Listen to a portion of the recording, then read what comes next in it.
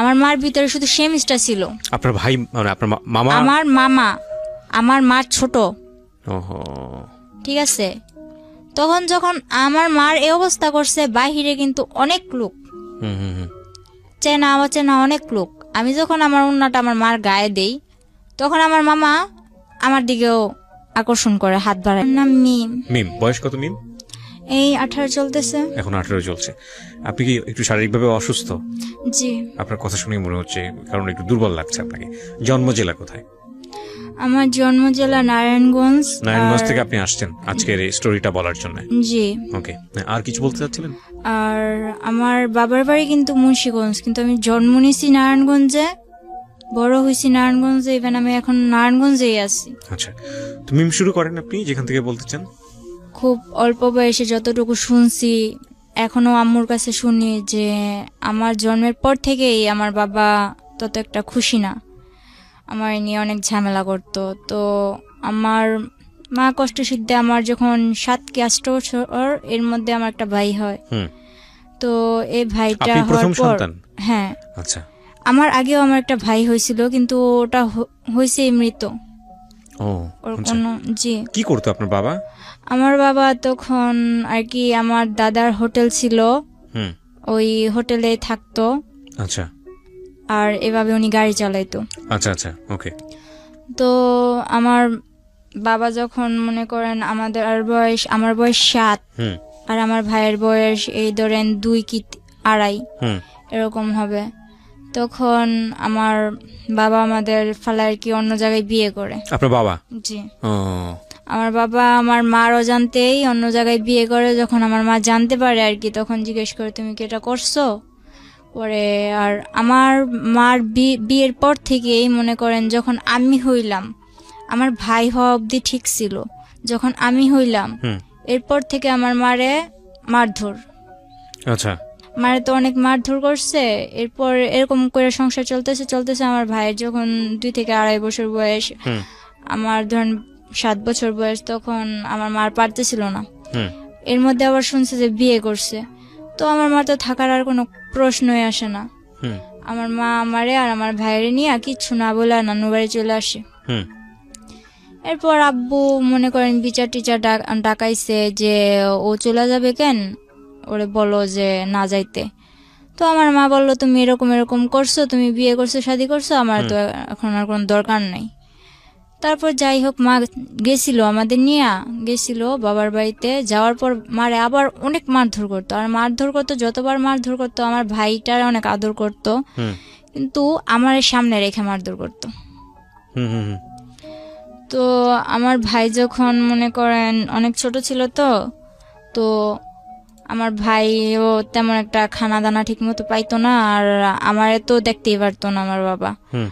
তো আমার মা এইসব সহ্য করতে না পারে আমার নানু বাসায় চলে আসে। নানু বাসায় চলে আসার পর ওই সময় আমার নানু অনেক গরিব ছিল, ওই ধানের মেলে কাজ করতো। আমার 2টা মামা আছে আর 3টা খালামুনি। তো আমার বড় খালামুনি অনেক আর কি জুয়া খেলে, এরকম হাজবেন্ডের কাছে ওনার বিয়ে হয়েছিল। তো ওই খালু জুয়া খেলতো প্রায় সময়। আমার খালা এই বাসায় থাকতো, বেশিরভাগ নানু বাসায় থাকতো। আবার আমার মার কপালে এরকম হইলো। আর মেজু খালায়ও যদিও একটু আল্লাহ দিলে ভালো নামাজি কালামি ব্যক্তির কাছে বিয়ে হয়েছে, কিন্তু উনি বাবার বাড়ির কথা শুনতে পারতো না। তো উনি মোটামুটি শান্তিতেই ছিল। তো আমার মা ভাবতো যে আমার বড় বোনটা এভাবে কয়েকদিন পর পর বাবার বাসায় এসব থাকে। আমার ভাই 2টা, একটা মই চাষ গেছে। আচ্ছা। আর মই চাষ গেছে আমার মার আমার মা যেমন কিছু আমার বাবার সংসারে থাকতে টুকিটাকি যেগুলা রাখতো ওগুলা জমাইতো বাবারে না জানায়া। তো ওইভাবে জমাইতে যেমন অনেকগুলা টাকা কইরা মামারে দিছে। তো মামা ওদিক থেকেও গেছে, মামা নিজেও কিছু জোগাড় করে গেছে। তারপর মনে করেন মামা মই চাষ, ছোট একটা খালা আছে, ছোট একটা মামা আছে, আর আমরা 2 ভাই বোন। এর মধ্যে বড় খালাও মনে করেন এই বাসায় থাকে, আমার মা ওই বাসায় থাকে। তারপর বড় খালার ঝামেলা শেষ করে বড় খালার বাসায় পাঠাই দিছে। আর আমার আম্মু বলতেছে, আমার আম্মু তখন কাঁথা সেলাইতো। আচ্ছা। কাঁথা সেলাই করে সংসার করতো, দর্জি কাজও জানতো, টুকটাক করতো। পাশের বাড়ি একজন বুদ্ধি দিল যে তুই বাইরে চলে যা। আপনার মাকে বুদ্ধি দিল? জি। তখন কি বাবার সঙ্গে থাকতো না আলাদা হয়ে গেছে? না, তখন তো আমার মা আলাদা ভাবে আইসা পড়ছে। আচ্ছা আচ্ছা, মানে আপনারা কি মার সঙ্গে থাকতেন না বাবার সঙ্গে? মার সঙ্গে থাকতেন, দুই ভাই বোন। এর মধ্যে আবার অনেক কিছু হয়েছে কি, যখন আমার মা আইসা পড়ে তখন 3 মাস পর আমারে আবার নিয়ে যাওয়া হয় আমার বাবার বাসায়। হ্যাঁ, আমার ভাইটা দুধের বাচ্চা, আমার ভাইটা নিতে পারে না। আচ্ছা। তো আমার নিয়ে যায়, নিয়ে বলতেছে যে তুই বাবার সাথে থাকবি না তুই মার সাথে থাকবি। আপনাকে জিজ্ঞেস করেছে? হ্যাঁ, কিন্তু কোনো দিন এতটা আদর করে নাই। আমার দাদু বাড়ির সবাই আমারে যতটা আদর তখন আমারে করছে যে তুই আমাদের সাথে থাকবি, মানে আপনাকে রাখার জন্য মূলত। কিন্তু আমার রাখতে পারে নাই। মানে আপনি ডিসিশন দিয়েছেন আমি মার সঙ্গে থাকবো। আমি ওদের কাছে বলছি হ্যাঁ থাকবো, যখন বলতাম যে না থাকবো না তখন রাইগা যাইতো আর কি, একরকম করতো আমার সাথে। পরে যখন বিচার বসলো তখন আমি বললাম আমি মার সাথে থাকবো। আপনি নিজে থেকেই বলেছেন? তখন কি স্কুলে যাইতেন? মানে ওই বয়স ছিল না? কয় বছর বয়স তখন? আমার বয়স 7 বছর। ও আচ্ছা, ক্লাস 1-2 তে পড়ার বয়স। হ্যাঁ। পড়াশোনা করতেন? হ্যাঁ, তখন আমি 3 তে পড়তাম। ক্লাস 3 তে পড়তেন। তো আপনি যেটা বলছিলেন যে আপনার মাকে বুদ্ধি দিল যে বিদেশ চলে যাওয়ার জন্য, হ্যাঁ, তারপর ওই আমার মা কি করলো, আমার মা মামারে জানাইলো যে আমি তো বাইরে যাবো, কিছু করতে পারবি কিনা। মামা ডাইরেক্ট বললো না। মা বললো আমার কিছু টাকা পয়সা লাগতো, এখন যদি তোরা না করে দেস তাহলে আমি কার কাছে যাবো? তোকে যে সময় প্রয়োজন ছিল আমি কি তোকে হেল্প করছি না আমার সংসারে থাইকা? এখন তোরা কিছু কর। তো আমার মামা ডাইরেক্ট না করে দিল। পরে আমার নানু বুঝাইলো যে দেখ তো মেয়েটা কই যাইব। এটা বুঝানোর পর মামাও কিছু দিল। তারপর হইলো যে মা এই কাঁথা সেলাই করা, দর্জি কাজ করা, মনে করেন 7-8 মাসে কিছু জোগাড় করলো। জোগাড় করার পরে মা এইসব দিয়া ওই সেন্টারে এদিক সেদিক যাইয়া মনে করেন কিছুদিন পর মা বিদেশ চলে যায়। তখন আমি 8-এ পড়ি। আচ্ছা, ঠিক আছে। তো আপনাকে রেখে যায় কোথায়? আমার নানির কাছে রেখে যায়। নানির কাছে রেখে যায়, ঠিক আছে। নানির কাছে ছোট মামা ছিল বাসায় আর ছোট খালা ছিল। তো আর আমার ভাইটারে আর আমার নানির কাছে রেখে যায়। আমার মা যাওয়ার 3 মাস পর আমার নানি মারা যায়। ওহো। আমার নানি মারা যাওয়ার পরে মনে করেন এখন তো আমার ছোট খালাটা সংসার হাল ধরলো। আমরাও খুব ছোট ছোট ছিলাম তখন। আমার মাদ্রাসায় দিল, স্কুল থেকে আইনা মাদ্রাসায় দিল। তখন ক্লাস 5-এ পড়ি। 5-এ পড়া অবস্থায় মনে করেন এখন আমার সামনে পরীক্ষা, এর মধ্যে আমার নানু মারা গেছে। আবার বলতেছে আমার ছোট খালামণির বিয়ে ঠিক হয়েছিল, 40 দিন যাওয়ার আগে বিয়ে দিতে হইব, নয়তো 40 দিনের পরে 18 মাস যাওয়ার আগে বিয়ে দিতে হইব। এগুলো কি বলেছে? এগুলো আর কি আশেপাশের লোকজন? হ্যাঁ, আশেপাশের লোকজন বলে যে মরার 18 মাস এগুলা বাছাবাছি করে আর কি ওনারা। তো এগুলা বলার পর কিছু করার নাই। নানির 40 দিন যাওয়ার পর 18 মাস যাওয়ার আগে আর কি 2 মাসের মধ্যে আমার খালামণিরও বিয়ে দিয়ে দেয়। তখন আমার কেবল 8 বছর, আমার ভাইটা 3 বছর। এরপর আমার নানু কি করবো, কিছু তো করার নাই। তো বড় খালার বড় মেয়ে যেটা আছে ওরে আনে, ও স্কুলে পড়তো। ও তখন এসএসসি দিছে, কলেজে ভর্তি হবে এমন সময় ওরা আইনা পড়ে। তো সংসারের হালটা ধরার পর মনে করেন কোনো মতে সংসারটা চলতেছে। তো হঠাৎ করে আমার ওই বোন মনে করেন কিছুর থেকে কিছু হইলে আমাদের দুনো ভাই বোন, আমার ভাইটা যে বাচ্চা, আমার ভাইটা কিন্তু এখন শুকায় গেছে, কিন্তু ছোটবেলা এত কিউট ছিল। আমার ভাইটার দেখলে সবাই যে না দেখবো ও আদর করতে চাইবো, এরকম মোটা টোটা ছিল। আমার ওই ভাইটার দিকে তাকায় ওর একবার মায়া হয় নাই। ও শুধু শুধু মারতো, কথা থেকে কথা হইলেই মারতো। আর আমার তো কোনো কথাই নাই। ওরে আনা হয়েছে এই সংসারের কাজ করার জন্য। আমার মা বিদেশ থেকে ওর জন্য এক্সট্রা খরচ দেয়। আমার মামারা বলে দেখ মুক্তি তোর যা লাগবো আমাদের বলবি, কিন্তু ও দুনো ভাই বোনের যাতে কষ্ট না হয়। তখন মনে করেন আমার বোনটা কিছু থেকে কিছু লেগুতো, যা তোর বাবার কাছে যা। বাবার কাছে পাঠাইতো, বাবা বলতো আমার কাছে আসছোস কেন? ডাইরেক্ট আমার কাছে আসার কি দরকার? মার কাছে থাকবি, মার কাছে যা। মাও মাঝে মাঝে ফোনে বলতো তোর বাবার কাছে যা দেখ কিছু বলে কিনা, ওখানে থাকতে পারস কিনা, এরকম কিছু বলতো মা। তো আমার মা ক্লাস 8-এ পড়েন তো? না, তখন 5-এ পড়ি, পরীক্ষার সামনে। আচ্ছা। তো এরকম করতে করতে আর কি সারাদিন কাজ করতাম, শুধু আমি ক্লাসটা করার টাইম দিত আমারে। আর বাকি সময় শুধু ঘরের কাজ করতো? বাকি সময় ঘরের কাজ করতাম। এমন কি আমার নানা এমন একটা সময় গেছে, আমি বাচ্চা মানুষ, যদি আমি আমার নানার কাপড় কাচা না দিতাম, আমার নানা পরিষ্কার জামা পরতে পারতো না। তখন আমি 5-এ পরীক্ষা দিব, 8-9 বছরে পড়ছি। এরপর মনে করেন আমি কোনো প্রাইভেট কোচিং টোচিং কিচ্ছু করতাম না। পরে পরীক্ষাটা দিলাম, এরকম করে এই পরীক্ষাটা দিলাম। এই সকালে উঠা কি আমি এত তাড়াতাড়ি কি থাল বাসনগুলো ধুইতে পারবো? ও রাত্রে 11টা বাজলো, আমি ঘরের মধ্যে পানি আইনা কলসের মধ্যে কইরা ঘরে পানি আইনা বলের মধ্যে নিয়ে ওই থাল বাসনগুলো ধুয়ে রেখে যেতাম। এরকম একটা অবস্থা ছিল। আশেপাশের নানুরা কি করতো, আমার কাছে আমার কথা বলতো, আর ওই আমার খালাতো বোনের কাছে আমার খালাতো বোনের কথা বলতো।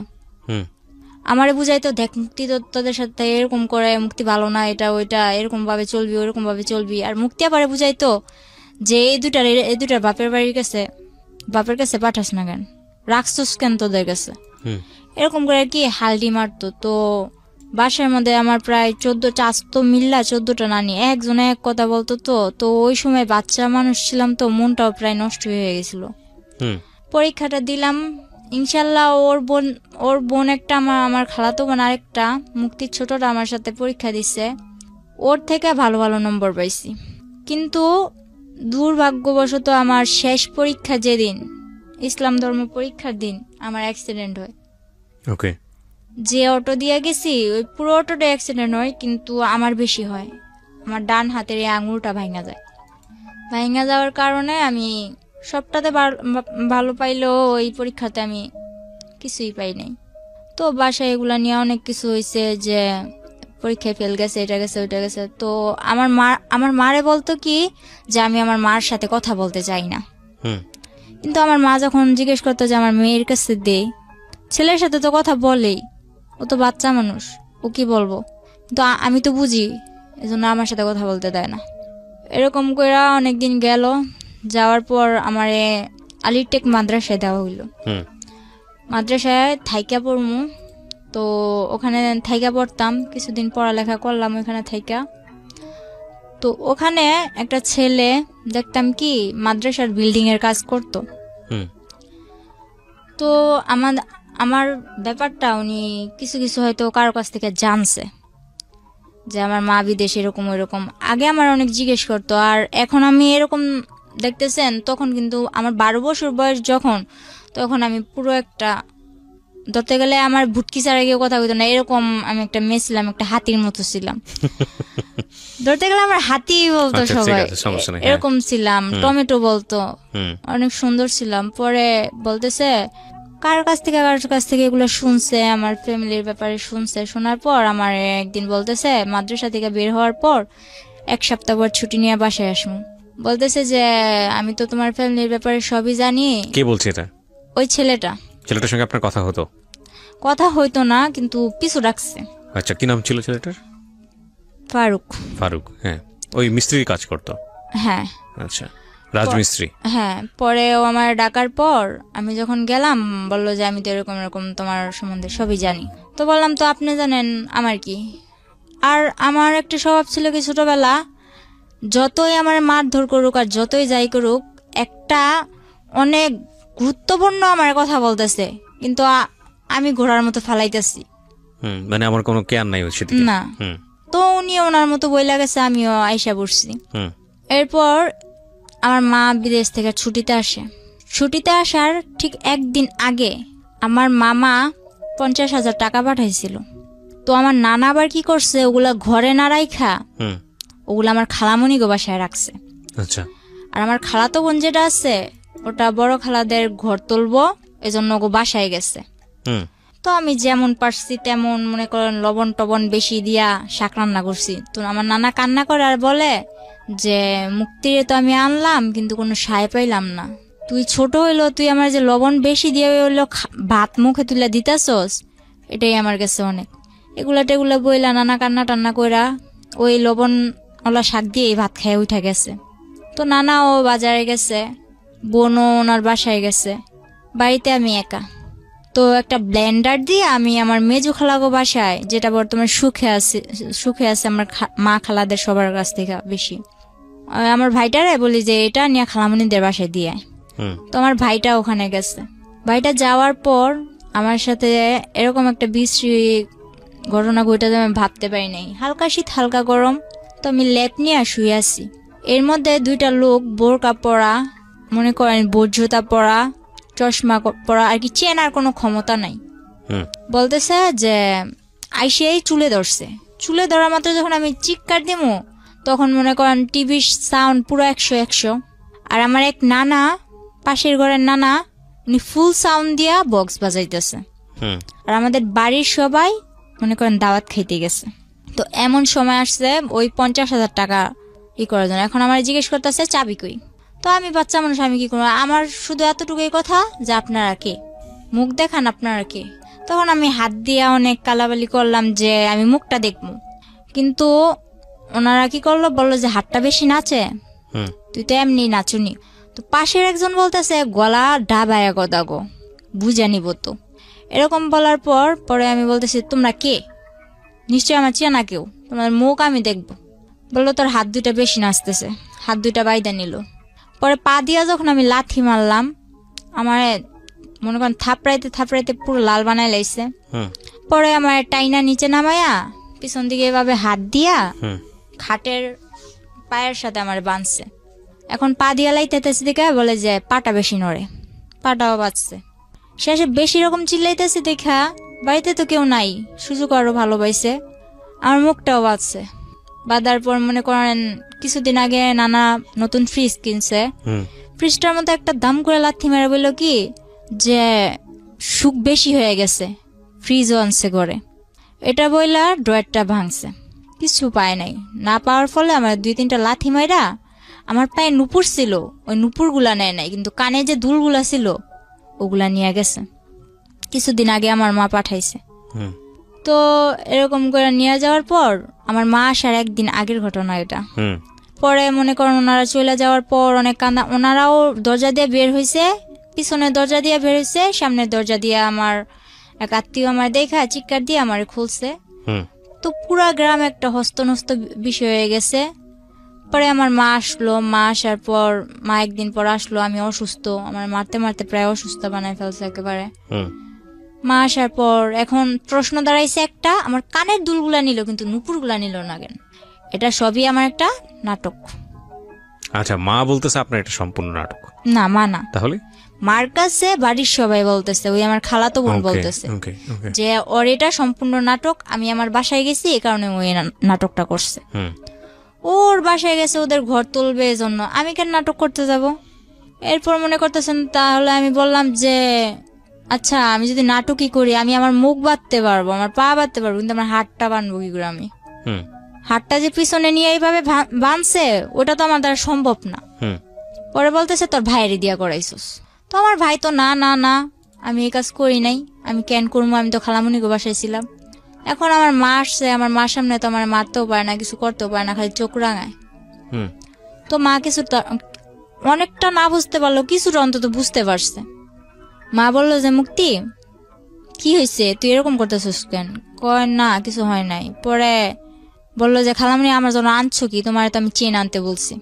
তো আমার মা তেমন কিছু আনতে পারে নাই। ওই মুক্তি আপার আম্মু যেটা আমার বড় খালামুনি, ওনারই মাথায় পানি জমছে। তো ওখানে আমার মা 40,000 টাকা দিয়া দিছে। এরকম করতে করতে ওই আমার খালাতো বোনের চেনটা দিয়া দিল, তা তো ওনার মন বললো না। এরপর মনে করেন আমার মামা বিদেশ থেকে আসলো। মামা বিদেশ থেকে আসার পর বিয়ে করানোর জন্য আমার মা আর কি অনেক কিছু করলো, যে ভাই বিদেশ থেকে আসছে, ভাইয়ের বিদেশ আর পাঠামো না, বিয়ে করাই দিমু। তো মামা বলতেছে আমি বিয়ের পর বিদেশ যাবো। পর বলতেছে আচ্ছা ঠিক আছে তুই বিয়ে কর। তো আমার নানুদের পছন্দে আমার মামার বিয়েটা করানো হয়। বিয়ের 4 দিন পর, ঠিক 4 দিন পর আমার মামা আমার জন্য যে চেন আনছে, মোবাইল আনছে, মোবাইলটা তো আমার হাতে দেয় নাই, বলছে এটা তোর জন্য আনছি। ওই চেনটা আমার কাছে চাইলো যে মামা তোর চেনটা দে তো। বিয়ের 5 দিনের দিন আমার মামি আইসা এরকম করে চেনটা দেখায় যে দেখ, এই দেখো তোমার মামা আমার কয়টা চেন দিছে। তো এটা বলার পর আমি অনেক কষ্ট পাইছি, মারে কিছু বলি নাই, তো মা লক্ষ্য করছে। আর বিয়ের 5 দিন হয়েছে মাত্র, কিন্তু আমার মামি করতো কি, আমার মার নামে যেটা হয়েছে ওইটাও আমার মামার কাছে বলতো, যেটা না হয়েছে ওইটাও আমার মামার কাছে বলতো। তো বিয়ের 1 সপ্তাহ হয়েছে, 7 দিন, 7 দিনের দিন আমার মা মা বলল যে তুই তো চলে যাবি, তো আমি যে তোরে, আমার মা বাইরে থাকা অবস্থায় আমার মামারে 12 লাখ টাকা দিছিল। হুম ওই আমার মামা আর কি আফ্রিকা যাওয়ার পথে হুম মনে করেন দালালেরা বিক্রি করে দিছিল। হুম তো টাকাগুলা দেওয়ার পর আমার মা বলতেছে যে ওগুলার কি করবি। হুম তো এগুলা নিয়ে ওনাদের ভাই বোনেদের মধ্যে কি কথা কাটাকাটি হয়েছে আমি জানি না। আমার মারে অনেক মারলো। আমার মার ভিতরে শুধু সেমিস্টার ছিল। আপনার ভাই মানে আপনার মামা? আমার মামা, আমার মার ছোট। ওহো।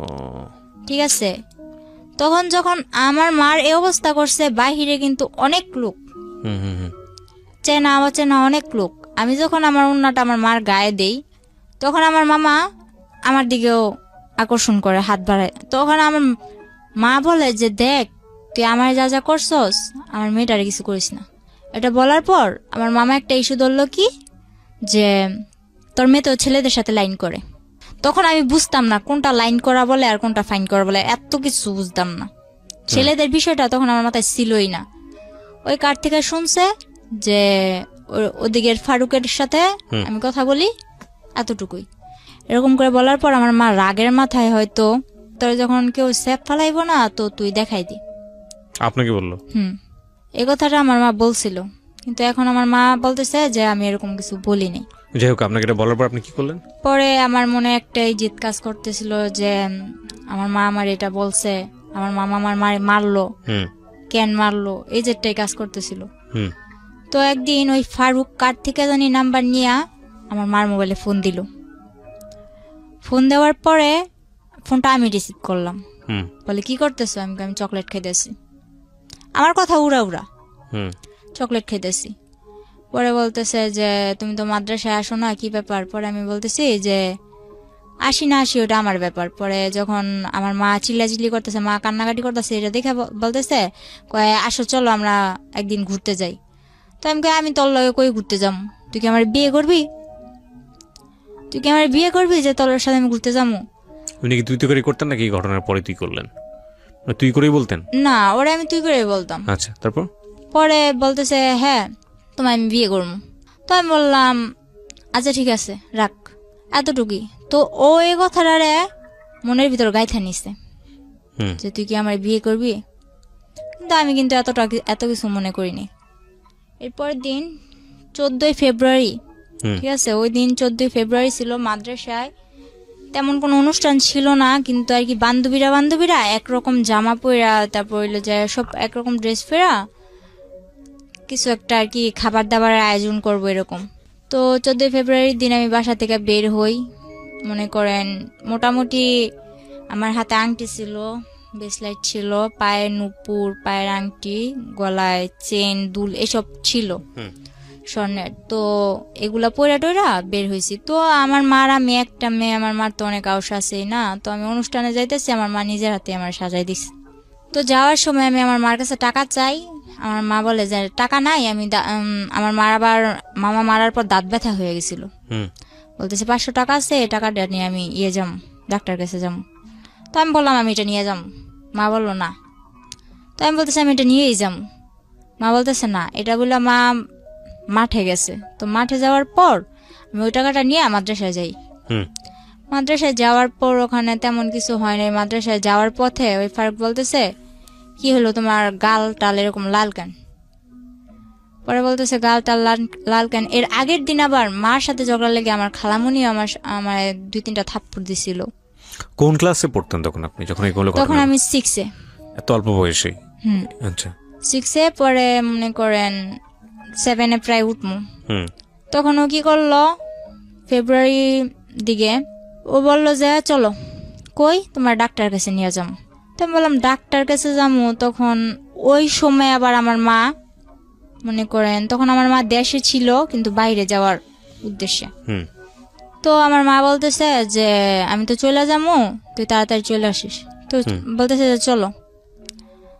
তো আমি বললাম যে কই যাবো? কই ডাক্তার কাছে। তো আমার একটা অভ্যাস ছিল কি ছোট থেকে, আপনি আমি চিনি না জানি না, আপনি যদি বলেন যে আয় ঘুরতে যাবো, ঠিক আছে আমি ঘুরতে যাবো, আপনি যেই হন ঘুরতে তো নিয়ে যাবেন। পরে মনে করেন এরকম করতে করতে ও 2-3 বার বলার পর ওই 14ই ফেব্রুয়ারির দিনই ও আমারে বললো যে তুমি আসো। তো আসতে বললো, এরপর আমার কিচ্ছু মনে নাই। ও নাকি ও আমার নিয়ে যাওয়ার পর আর কি বলছে যে আমার ডাক্তারের কথা বলে ও নিছে, কিভাবে নিছে, কোত্থেকে নিছে এটাও আমার মনে নেই।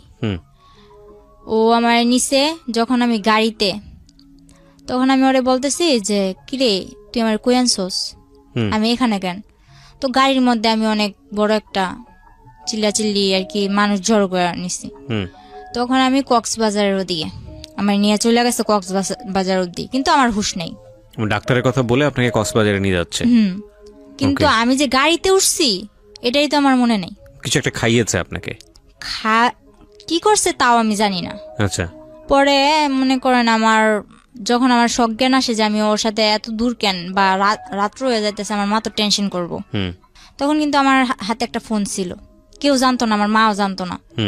তখন আমি FM শুনতাম, ওই ফোনটা কেউ জানতো না আমার কাছে আছে, এমনকি আমার মাও জানতো না। পরে ওই ফোনটা দিয়ে আমি গেমস খেলতাম, সিম টিম কিছু ছিল না। তো সিম টিম কিছু ছিল না, একটা মার সিম ছিল। মার সিম থাকাতে যে আমি মার থেকে নিছি যে মা এই সিমটা আমার দরকার, কারণ সিম ছাড়া আমি FM শুনতে পারতেছি না। তো ফোনের এত কিছু বুঝি না, ওই FMটাই শুনি আর করি, গেমস খেলি। এরপর ওই মোবাইলটা ছিল আমার সাথে, পরে বলতেছে তোমার সাথে মোবাইল আছে, মোবাইলটা দাও। মনে করেন জোরাজুরি করে এক পর্যায়ে আমার থেকে ওই মোবাইলটাও নিয়ে নেয়।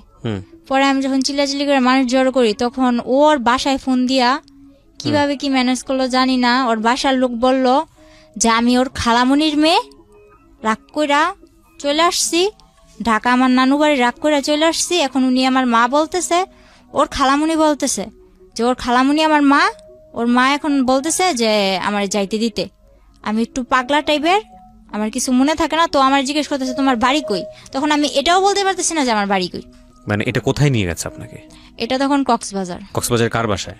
গাড়িতেই। ও গাড়ির মধ্যেই? হ্যাঁ, গাড়ির মধ্যেই আমি চিল্লাচিল্লি শুরু করছি আমার কই নিয়ে আলি। আচ্ছা, ও গাড়ির লোকজনদেরকে বলতেছে? আচ্ছা।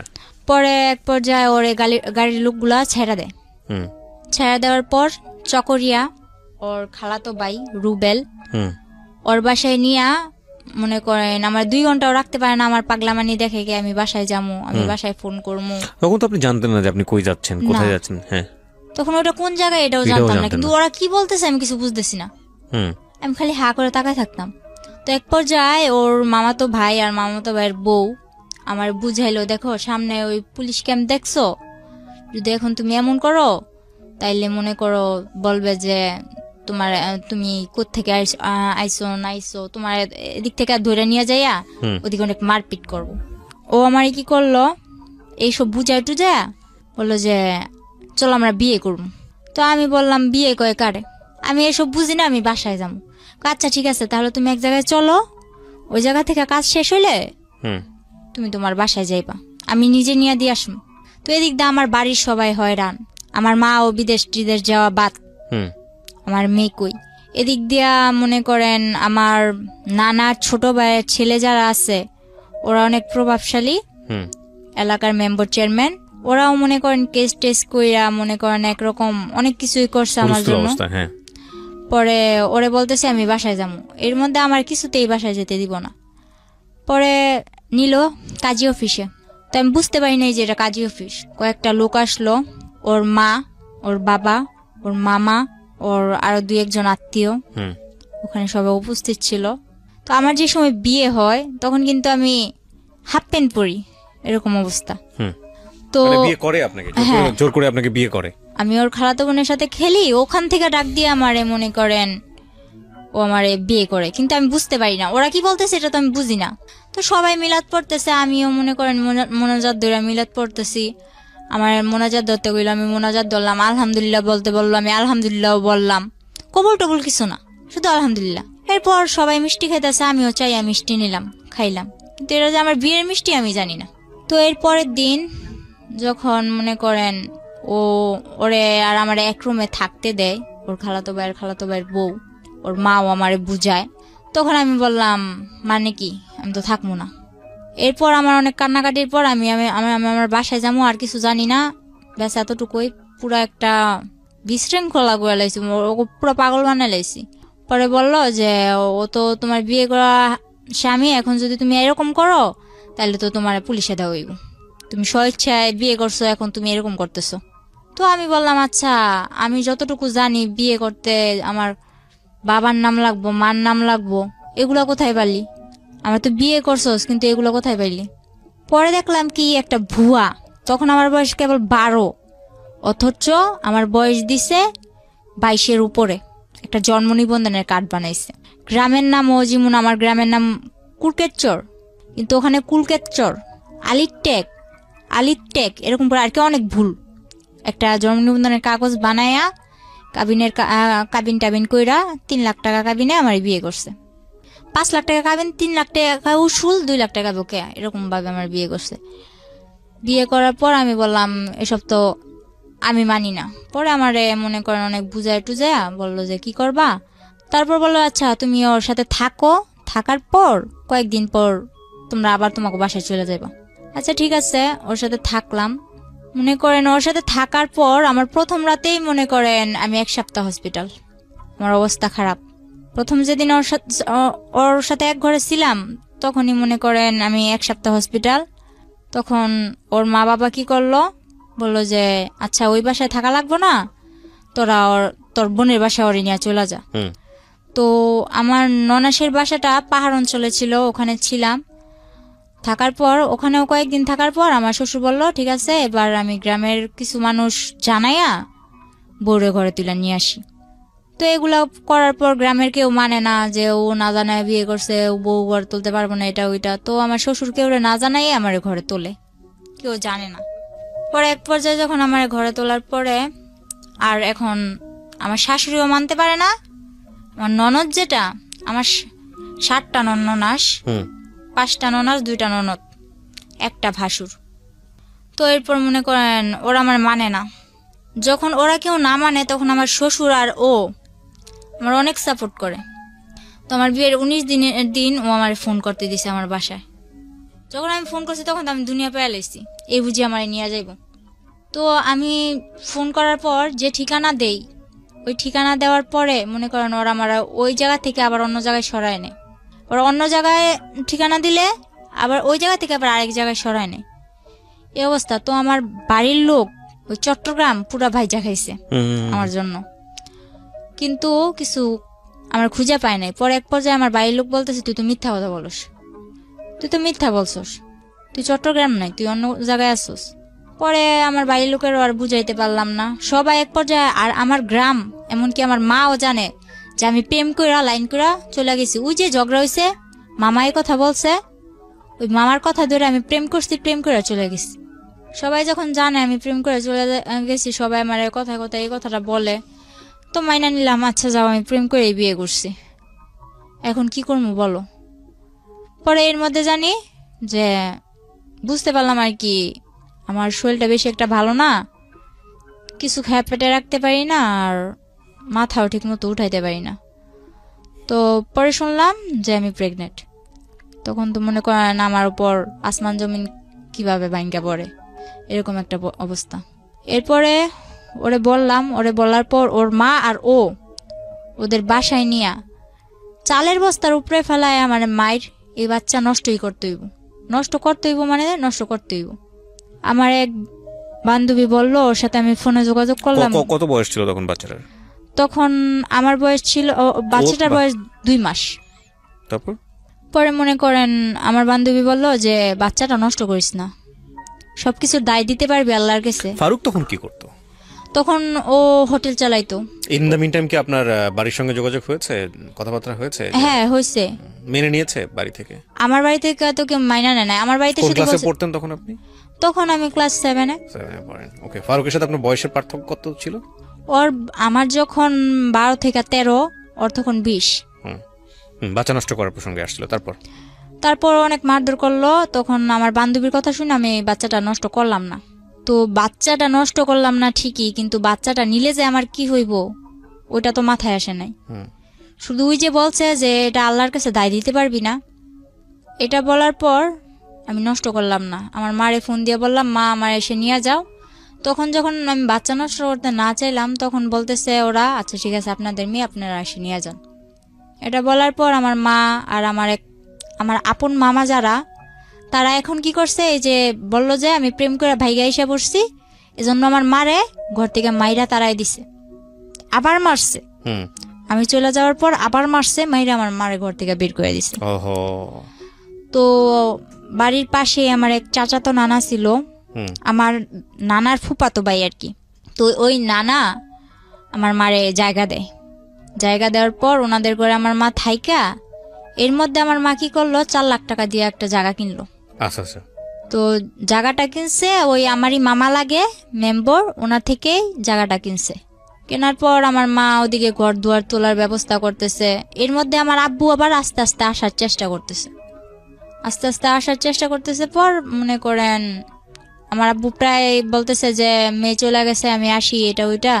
তো আমার মা বলতেছে না লাগবে না। আর মা যখন এটা বললো তখন বললা আচ্ছা ঠিক আছে লাগবে না, তো আমার যাতে আর দরকার না পড়ে। তখন বলে আচ্ছা ঠিক আছে তোমার দরকার না পড়লে নাই, তুমি আইসো না। পরে আমার মামা মনে করেন মারে মারধর করে বাইরে করে দেওয়ার পরে মা ওই মামাদের ওই নানাদের বাসায় উঠা জায়গা কিনলো, ঘর দুয়ার তুলতেছে। ঘর যখন উঠাবে এখনো ঘরের কিছুই করে নাই, শুধু চালটা দিছে। ওই সময় আমি ফোন দিয়ে বলতেছি আমার এসে নিয়ে যাও। তখন আমার নিয়ে আসে, নিয়ে আসার পর বলতেছে যে ওখানে যাইয়া আমার শ্বশুর শাশুড়ি বলল যে আমার মেয়ের যে স্বর্ণ গয়নাগুলো পরানো ছিল ওগুলা কই। তখন ওগুলা তো সম্ভবত আমার শাশুড়ি নিছে। তো আমার শাশুড়ি নিছে, আমি বললাম যে আমার শাশুড়ির কাছে। তো আমার শাশুড়ি বলল কই, আমার কাছে এগুলো কিছুই দেয়নি। মা আমার নিয়ে এসে পরে, মা নিয়ে এসে ওই রাইতে আমার বলতেছে, যখন বুঝতে পারলো যে আমার কিছু একটা অন্যরকম, তখন বলল তুই বাচ্চাটা নষ্ট করে ফেল। বললাম যে আমার যে বাবু হইব তুমি জানলা কি করে? কয় আমি বুঝতে পারি, আমি তোর মা, তোর থেকে আমি হই নাই, আমার থেকে তুই হইছস। পরে মাও বললো এই কথা।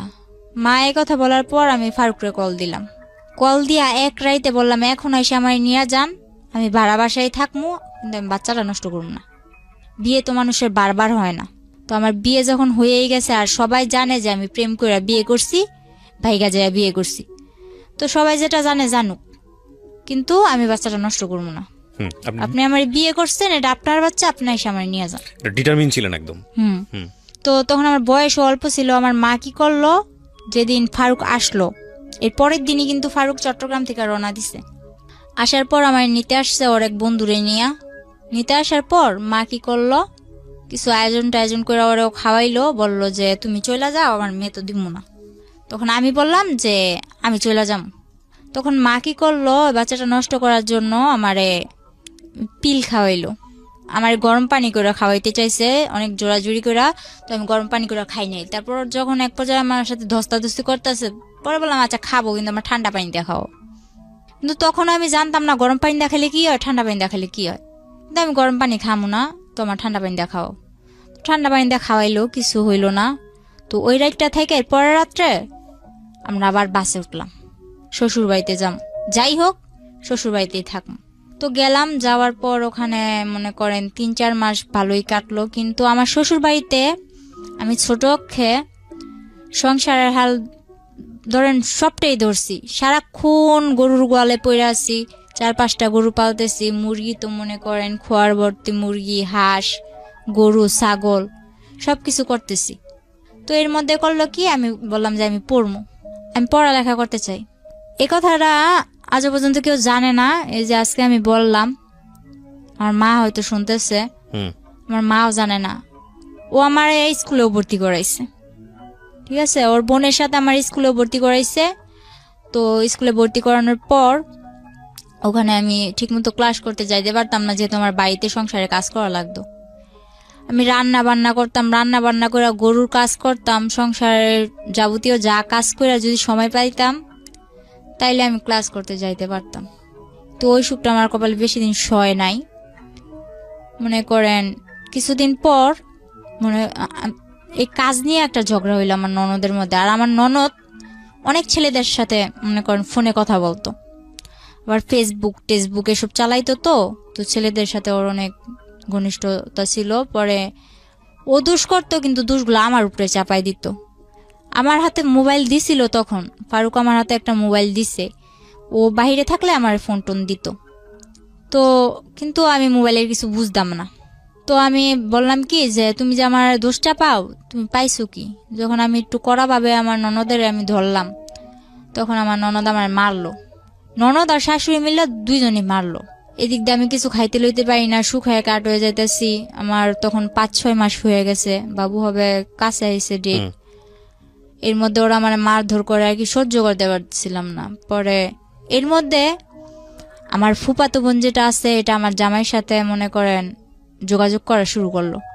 আমার ফুফাতো বোন, আমার বাবার সাথে আমাদের কোনো পরিচয় নাই, কিন্তু আমার ফুফাতো বোন যোগাযোগ করে। পরে কি করলাম, মারে বললাম মা আমি বাসায় চলে যাম। পরে ফারুক আইসা আমার যে সময় আমার 4 মাস শেষ 5 মাসে পড়বো, এমন সময় ফারুকে আবার আমার বাসায় দিয়া যায়। এই দিয়া যাওয়াই যাওয়া, আর কোনো খবর পাত্তা কিচ্ছু নাই। আমার বাবু হওয়া অবধি, আমি আমার বাবু হওয়ার 3 মাস পর শ্বশুর বাড়ি গেছি, এ অবধি না 2 টাকা খরচ, না আমার কেউ দেখতে আসা, না কোনো কিছু। মা তো মনে করেন একদম আমারে একটার পর একটা খুঁটা দিয়েই যাইতেছে। সবাই দেয়, প্রেম করে বিয়ে করছো, এখন কি লেগে এরকম হেলা করবো? তো প্রেম করে বিয়ে করছি না কি করে বিয়ে করছি, ওটা তো তোমরা কইলেও বিশ্বাস করতেছো না। তো যা কর ওনারা ওনাকে মতো কয়া যায়, আমিও আমার মতো শুনি। তো ফারুকরে বললাম যে এবার কি করবা, আমার তো তোমরা কেউ দেখতে আসো না, আমি কি করবো বলো, আমি কি জবাব দিব? তো এক পর্যায়ে ও বললো যে তোমার কিছু জবাব দেওয়া লাগবো না বাবু, আমি আসবো। তো হঠাৎ করে একদিন বললো আসবো, ঠিক আছে ও আসলো। ও যেদিন আসলো তখন ওই দিনই, ঠিক ওই দিনই আমার বাবু হইব।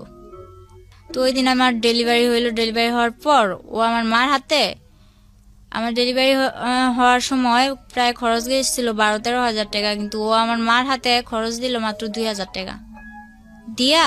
পরে বলতেছে যে আমি এবার আমার বাসায় যাওয়া লাগবো। শুধু মেয়েটার মুখ একবার দেখা, বাসায় আনার পর ও মেয়েটার মুখ দেখা ও বলে এবার আমার বাসায় যাওয়া লাগবো। তো ঠিক আছে, ও বাসায় গেল। বাসায় যাওয়ার পর আমার বলতেছে যে মিষ্টির জন্য টাকা পাঠাও, বাবু হয়েছে মিষ্টির জন্য টাকা পাঠাও। তো মা বলতেছে তাহলে তুমি যখন মিষ্টির জন্য টাকা চাইতে পারো, তাহলে তোমাকে ওই দিক থেকেও তো মিষ্টির জন্য টাকা পাঠাইবো। তো ওগুলা দাও। মা বললো যে তো ওগুলা দাও, বলে না আপনি পাঠান। তারপর মা বলতেছে তুমি যেগুলা দিয়ে পাঠাইবা, বিকাশে পাঠানোর দরকার নাই, তুমি ওগুলা দিয়ে ওদিকে দিয়ে দাও, আর তুমি যেগুলা দিতা ওগুলা আমি আমার এদিক থেকে এগুলা দিয়ে মিটমাট করে দিই। এগুলা বলার পর মার মধ্যে ওর মধ্যে অনেক কথা কাটাকাটি হয়েছে। আমার বাবুর যখন 3 মাস বয়স, পরে ও আসলো 2 কেজি মিষ্টি নিয়ে ওর বাবারে নিয়ে আসছে, অথচ আমার বাড়ি থেকে ওর 20 কেজি মিষ্টির দাম পাঠানো হয়েছে। পরে ওর বাবার নিয়ে 2 কেজি মিষ্টি নিয়ে আসছে। আর ভালো কথা, আমার মা যা আপ্যায়ন করা লাগে করছে। করার পর আমারে আর আমার বাবুরে ওদের কাছে দিয়া দিছে যা লাগে, মনে করেন দোলনা থেকে শুরু করে আমার বাবুর যা লাগে, আমার যা লাগে আপনার সামনে দিয়েছে। হ্যাঁ হ্যাঁ। কেমন লাগছিল এই মুহূর্তে, ওই জীবনের প্রথম মুহূর্তে বাচ্চা? তো আমি আর কি, আমার যে বাবু হয়েছে, আমার বাবু কিন্তু আপনার বয়স কত ছিল এই সময়টাতে? তখন আমার বয়স 14। বুঝতেন মা তো সার্বজনীন, মার আবেদন তো সার্বজনীন, সেটা যে বয়সই হোক না কেন। এতটা বুঝতাম না, কারণ আমি জানতাম এটা একটা বাবু, কিন্তু এটা যে আমার মেয়ে, আমার বাবু, এটা যে আমার একটা অংশ, ওগুলো এত কিছু না। তবে বাবুটা হাত পা নাড়ায় আমার সাথে খেলে, বাস এতটুকুই, আর কিচ্ছু না। আর এর মধ্যে আমার সমস্যার কারণে আমি আমার মেয়ের বুকে দুধটুকুও খাওয়াতে পারি নাই। তো আমিও হাসতে খেলতে খেলতে, যে 3 মাস ছিলাম তখন তো আমার মেয়ে কিনা জন্মের পর থেকে ওরে যে হসপিটাল থেকে বাসায় নিয়ে আসছে, বাসায় নিয়ে আসার পর থেকে তো ওরও কোনো খোঁজ নাই, আমারও কোনো খোঁজ নাই। ও ঘুমাইতেছে আমার মার কাছে, আমি কাত ফিরা অন্য দিকে ঘুমাইতেছি। এটা যে আমার মেয়ে কোনো দেখশন নাই, বুঝতামই না। তো 3 মাস তো এভাবে হেসে গেলা কাটাই দিলাম। ওখানে যায় যে আমার জন্য কি অপেক্ষা করতেছে ওটা তো আমার এত কিছু মাথায় ছিল না। বললাম হ্যাঁ শ্বশুর বাড়ি যামু, মেয়ে হয়েছে শ্বশুর বাড়ি যামু। তো গেলাম, আমার মা একেবারে সুষ্টা অব্দি আমার দিয়ে দিল যা লাগবো। আমার জন্য ট্যাং, আমার মেয়ের জন্য ওই 7 মাস অব্দি যা খাবার লাগবো আমার মেয়ের, সব খাবার আমার মা, দুধের ডিবি টিবি যা লাগে সব কিনা দিছে। ওই বাড়িতে যখন পাটা রাখছি, রাখা মাত্র আমার শাশুড়ি কি করলো, কি আনছে পর যা নিছি আর কি, শুধু দোলনাটা ঘরের মধ্যে ঝুলাই দিছে, এই বিনে আর একটা সুতাও আমি চোখে দেখিনি। আমার মা 22,000 টাকা খরচ করে আমার মার গলার চেন বিক্রি কইরা আমারে এত সব কিছু কিনাকিটা দিল, কিন্তু আমার মার চেন বিক্রি করার মূল্য রইল কি, আমি তো কিছুই পাইলাম না যাইয়া, শুধু দোলনাটা ঝুলাই দিছে মাজোটে। পরে আমার মেয়েটারে আমি তবু অনেক চেষ্টা করছি, একটু একটু মা বলছে যে বুকে দুধ খাওয়ানোর সুতা দিয়া তুই একটু রেস্ট নিতে পারবি, আরামে থাকতে পারবি। তো যখন আমি বলতাম যে আমার বাবুরে দুধ খাওয়াইতে হইব, তখন বলতো না, দুধ খাওয়াইতে হইব না। ওনারা তখন আমার মেয়ে কি খাইতো, ল্যাকটোজেন 2 না 3 খাইতো এরকম আর কি। ওইসব দুধের ডিবি টিবি নিয়ে ওনাদের কাছে তো ওগুলো কবজা। আমার মেয়ের কি দিত, সাগুদানা আছে না, সাগুদানা ভিজায় রাখতাম পানি দিয়া, পরের দিন সকালবেলা উঠে ওগুলো জাল দিয়া সারাদিন খাওয়াইতাম। আর আমি সারাদিন থাকতাম মাঠে। আমি বললাম যে আমি শুনছি 5-6 মাসের বাচ্চা গো আলাদা আলাদা ফলের রস খাওয়ায়, দুধ খাওয়ায়, এটা খাওয়ায়, ওইটা খাওয়ায়, ডিম খাওয়ায়, নুডলস খাওয়ায়, কিন্তু আমার মেয়ে তো ভাত খাওয়াইতেছে। তো আমার মেয়েও মাশাল্লাহ শিখা গেছে ভাত খাওয়া। তো আমি ওর বাবার জানাইলাম যে এইভাবে কি চলে, আমি সারাদিন মাঠে থাকি বাড়ির বউ হইয়া, আর আমার মেয়েটা এইভাবে থাকে, আমি তো এইভাবে পারতেছি না। তো আমি আমার বাসায় জানাইলাম, বাসায় জানানোর পর আমার মা বাহিরে চলে যায়। আমার শ্বশুর বাড়ি দেওয়ার পর মা বাহিরে চলে যায়।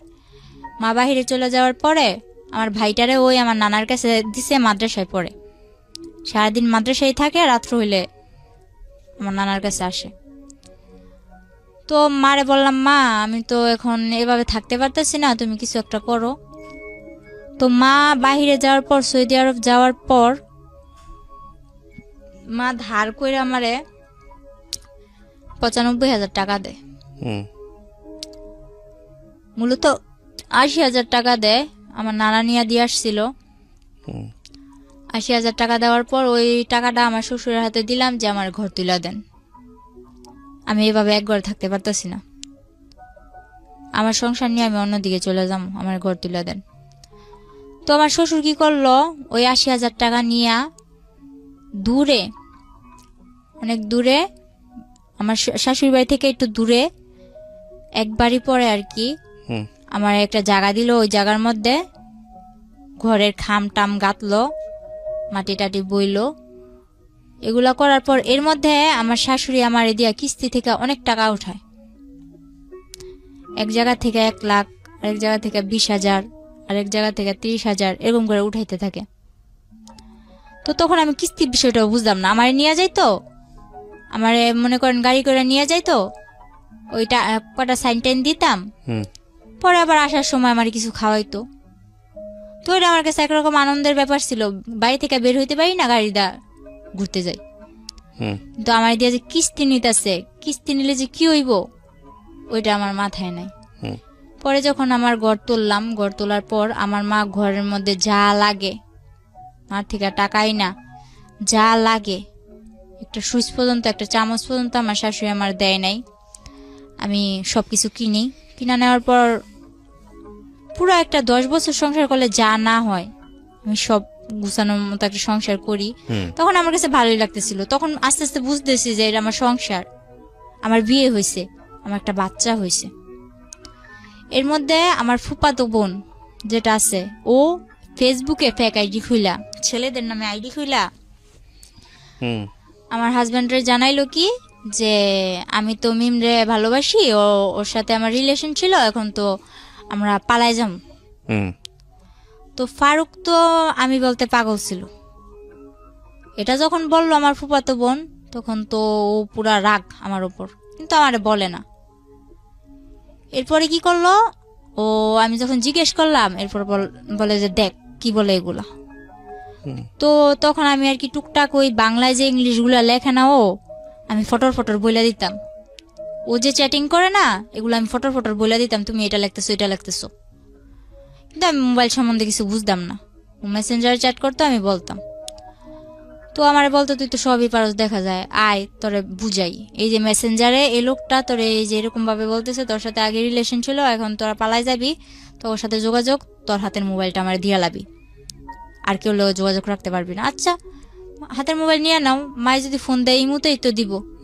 আমার মাই বিদেশ থেকে একটু ফোন দিব, আমি তোমার লগে একটু আমার মার লগে একটু কথা গুম, আর তো কিছু না। তো মোবাইল আমি দিয়ে দিছি। এরপর ওই ফেক আইডি দিয়ে আমার ফুফাতো বোন কথা বলতে বলতে এক পর্যায়ে আমি বলি আচ্ছা ফোন দিতে বলো ওরে। তো আমার ফুফাতো বোন কারে ম্যানেজ করছে জানি না, একটা ছেলের দিয়া ফোন করাইছে।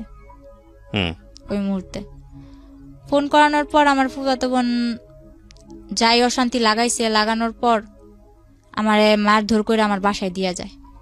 আচ্ছা, অনেক মারধর কইরা। তখন আমারে মনে করেন এরকম অবস্থা করছে, আমার বাচ্চাটা ছোট ছিল, ও পাটা আছে না, শিল পাটা, আমি খাটের নিচে বসে রয়েছি, ও খাটের উপর দাঁড়ায় ওই পাটা আমার মাথায় ছেড়ে দিয়েছিলাম। 7 দিন অব্দি আইসিইউতে ছিলাম।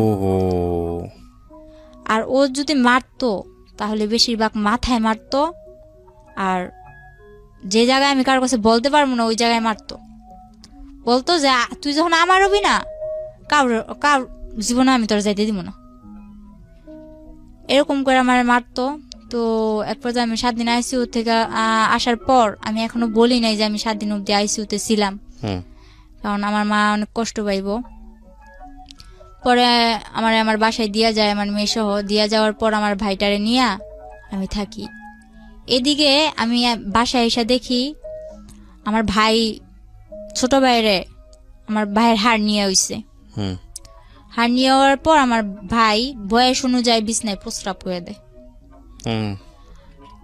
আমার বাবা, যে বাবার সাথে আমার মার কোনো যোগাযোগ নাই, আমার ভাইয়ের এই রোগটার জন্য প্রথমত আমার বড় খালারে টাকা দিছে 40,000 ওর চিকিৎসা করতে। বড় খালাই করে নাই। মেজু খালাও ছিল, ও ওনাদের বাসায় গেলে ভালো মন্দ কিছু খাওয়াই দিত আমার ভাইটারে, ব্যাস এতটুকু। আর ছোট খালারে বিয়া দিছে, ছোট খালায় তেমন একটা আমাকে করে না। বড় মামার বউ আইছে, বড় মামায় তো বউর কথায় ওঠে আর বসে। নানার কাছে ও টাকা দিছে, নানাও চিকিৎসা করে নাই। শেষে না পাইরা আব্বুরে মায় কল দিছে, নাম্বার জোগাড় কইরা কল দিয়ে বলতেছে যে আমার ছেলে অসুস্থ, আমার ছেলের চিকিৎসা করো। আব্বুরেও টাকা দিছে মায়, মোটা অঙ্কের টাকা দিছে সবাইরেই, কিন্তু কেউ চিকিৎসাটা করে নাই। আমি যখন চলে আসি, চলে আসার পর আমার মা আমার হাতে কিন্তু টাকা দেয় নাই। ওই মাসে যা লাগবো, ওই বললাম না যে আমার একটা মামা মেম্বার ছিল, ওনার কাছ থেকে মাসে 2-1 হাজার টাকা আনতাম, মনে করেন মোবাইল খরচ, তারপর হইলো যাইয়া এভাবে কিছু টুকটাক খাইতে মন চাইলে এসবের জন্য। আর বাজার যা করা লাগতো বাজারে ফোন দিয়ে কয়ে দিতাম যে রসুন মোম্বার এগুলো পাঠাইতে কইছে, ওনারা পাঠাই দিত। মাঝে মাঝে আমি যাইয়া নিয়ে আসতাম। তো এর মধ্যে আমার বাড়িতে একটা উঠলো কি যে এই মেয়ে কেন এই বাড়িতে থাকবে, ও তো ভাইগা চলে গেছে। তো আমি যা করি ওই মেম্বরে জানাই করি, মেম্বরের কথা ছাড়া আমি উঠি বসি না। কিন্তু গ্রামের মানুষ আমার নামে আজে বাজে কথা বলা শুরু করলো।